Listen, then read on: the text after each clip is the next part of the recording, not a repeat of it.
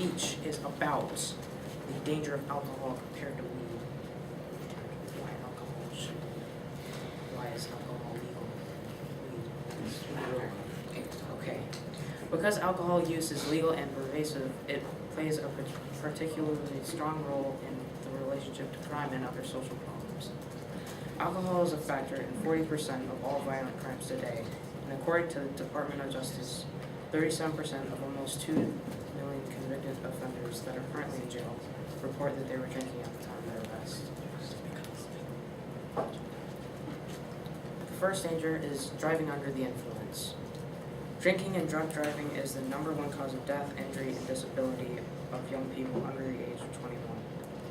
And nearly 40% of all traffic fatalities are alcohol related. Every day, 36 people die and approximately 700 are injured in motor vehicle crashes that involve an alcohol-impaired driver. The second danger is like assaults on college campuses. Each year, more than 60,000 students between the ages of 18 and 24 are assaulted by another student who has been drinking. 95% of all violent crime on college campuses involves the use of alcohol by the assailant, victim, or both. Yeah. What do all these alcohol facts have to do with marijuana? Okay, so basically, why should we? Based off these facts, you can see that alcohol is way more dangerous than weed will ever be, and why are we letting it be legal? And what you said earlier about the, since they're adults, their brains are fully functioning.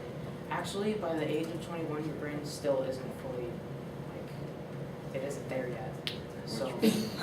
You're more than a child. Yeah, but a child will not be drinking alcohol if you. Well, then what? You said that was Well, first of all, it's not like there's not kids in the world that do drugs, like, behind people's back. It's not like they don't, like, there's some kids out there that drink alcohol and smoke marijuana. So, Okay.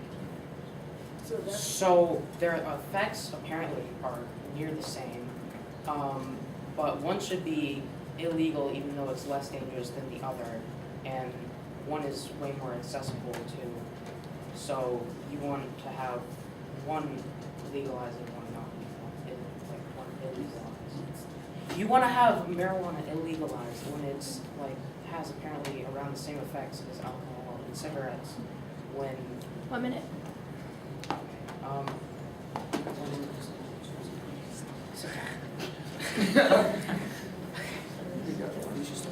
Domestic abuse. According to the Bureau of Justice Statistics, 2/3 of victims suffering violence by a current or former spouse or partner report that the perpetrator had been drinking, compared to less than 1/3 of stranger victimizations. Among spouse victims, 3/4 are reportedly involved an offender who had been drinking. Domestic violence also has an effect on other family members. A study in Massachusetts found that children who witnessed abuse of their maternal caregiver were 50% more likely to abuse drugs and alcohol. Among victims of domestic violence, alcohol played a role in 55% of cases, while drugs played a role in only 9% of cases. For spousal violence, alcohol was a factor in 65% of cases, versus only 5% for drugs.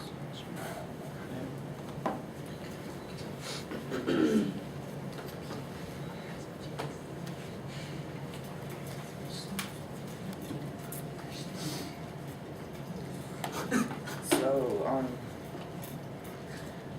the first thing is marijuana contributes to psychosis, which is a serious mental disorder, characterized by thinking and emotions that are so impaired that you see stuff that isn't really there. And this thing says 1 in 6 kids who try marijuana become addicted to it. Heavy marijuana use in adolescence leads to an average IQ loss of 8 points later in life. And then, according to data from 2012 National Survey, alcohol and cigarettes were the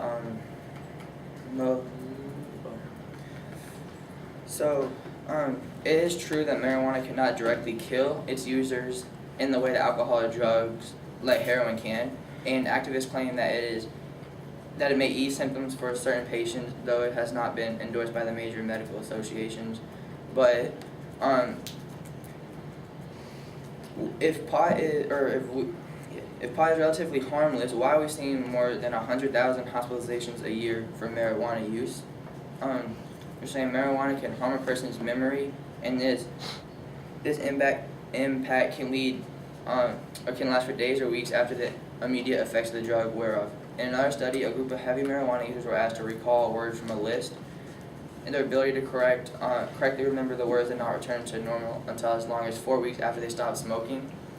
So we're saying students who use marijuana have lower grades and are less likely to get into college than non-smokers. They simply do not have the same abilities to remember and organize information compared to those who don't do it.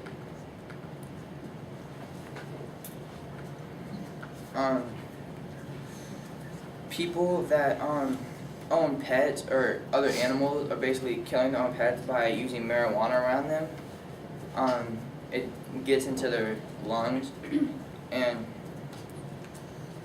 we're saying marijuana can be an academical problem as well, because students or staff could be using it and they would not be able to think straight because it would impair their memory, their reflexes, and as I said earlier, it loses 8 IQ points if you do it over a while of time. And if marijuana is legalized, then it would become more easily accessed by younger generations with fewer stigma attached to its consumption.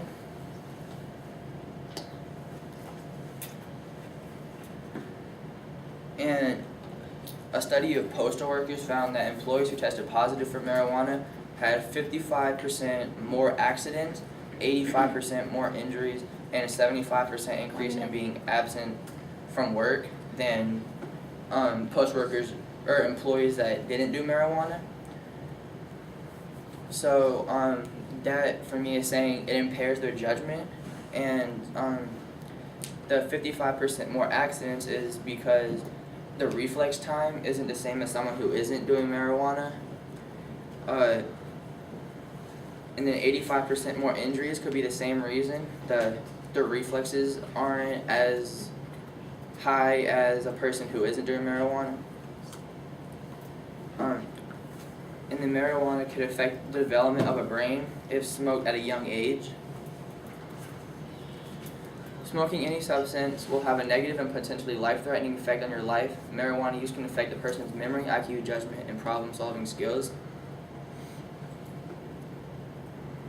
And since legalization of marijuana for medical or general use would increase marijuana use rather than reduce it, it would lead to increased rates of addiction to marijuana among youth and adults. Okay. All right, that's the end of